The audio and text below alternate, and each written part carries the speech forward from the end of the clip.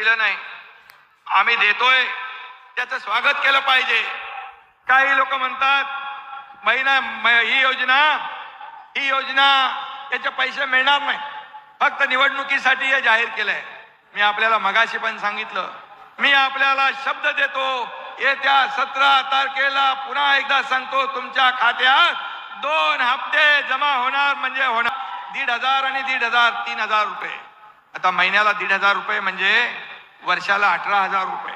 काही लोक म्हणतात की या बहिणींना हक्काचे पैसे मिळाले तर आमचं काय होणार. अरे बाबा, तुम्ही 2.5 वर्ष होते तेव्हा का नाही दिलं तुम्ही?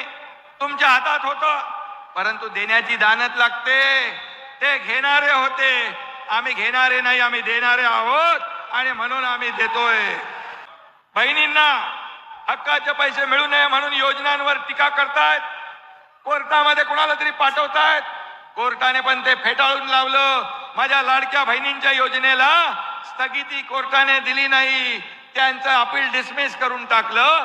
कोर्टाने देखील तुमच्या बहिणींच्या बाजूने निकाल दिला. मी कोर्टाला देखील धन्यवाद देतो.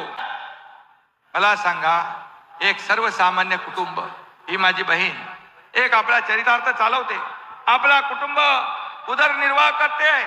आज हे 1,500 रुपये मिळाल्यानंतर ती आपल्या कच्च्या बच्चांसाठी काही खरेदी करेल, कपडे घेईल, मुलांना शिक्षणासाठी साहित्य घेईल.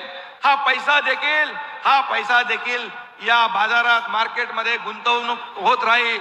आणि महिला भगिनींसारखी अर्थव्यवस्था कोणी सांभाळू शकत नाही, कारण महिला ही घराची 1,00,000 2,00,000 नाही तर माझ्या 1.5 कोटी महिलांनी फॉर्म भरले, 1.5 कोटी महिला.